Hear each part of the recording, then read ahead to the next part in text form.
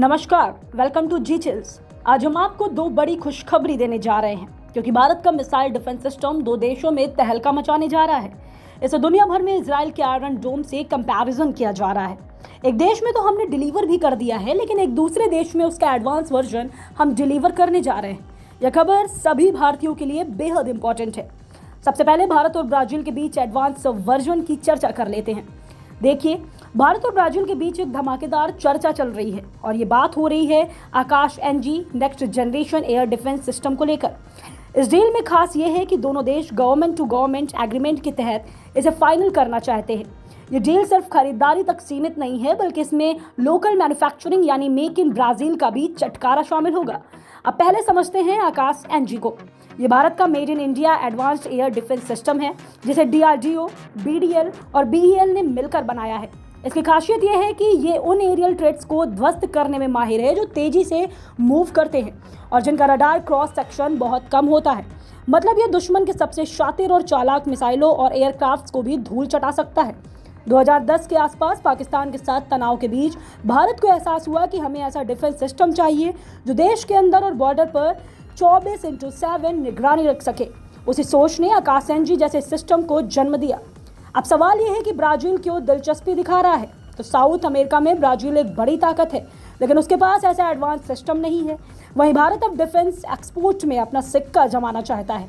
ये deal Brazil को एक एयर डिफेंस शील्ड देगी और भारत को इंटरनेशनल मार्केट में एक नई पहचान।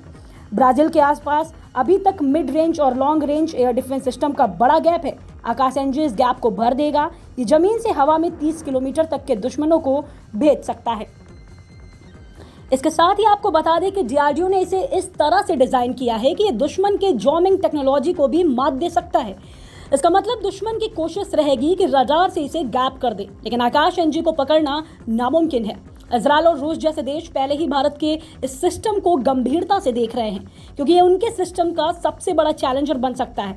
खास करके इजराइल के आयरन डोम के लिए यह बहुत बड़ा कॉम्पिटिटर सामने आया है। अब आइए बात कर लेते हैं आर्मेनिया की। लेकिन यहाँ ध्यान देने वाली बात यह है कि ब्राजील और आर्मेनिया के केसेस में सेम हथियार की बात नहीं हो रही है।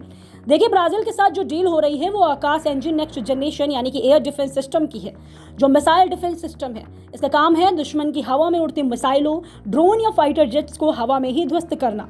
मतलब ये सिस्टम पूरी तरह एयर डिफेंस का महारथी है।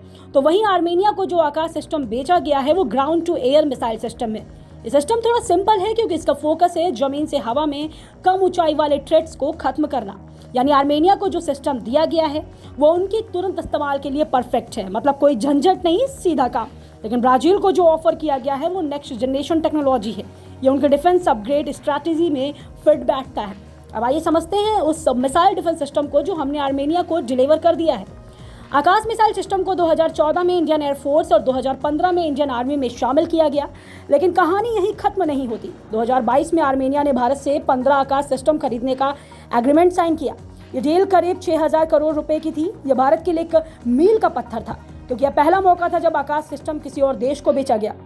भारत ने पहले फिलिपींस को ब्रह्मोस और अब आर्मेनिया को अपने आकाश मिसाइल सिस्टम बेचकर दिखा दिया है कि हम सिर्फ खरीदार नहीं, एक्सपोर्ट पावर हाउस भी बन सकते हैं। आने वाले समय में वियतनाम, इजिप्ट और अन्य देशों से भी आकाश और ब्रह्मोस के लिए ऑर्डर आ सकते हैं। पहले दुनिया के सारे छोटे देश रूस और अमेरिका पर निर्भर रहते थे। अब भारत ने इन बड़े खिलाड़ियों को चुनौती दी है। जल्दी आपको इस वीडियो का पार्ट 2 देखने को मिलेगा। धन्यवाद।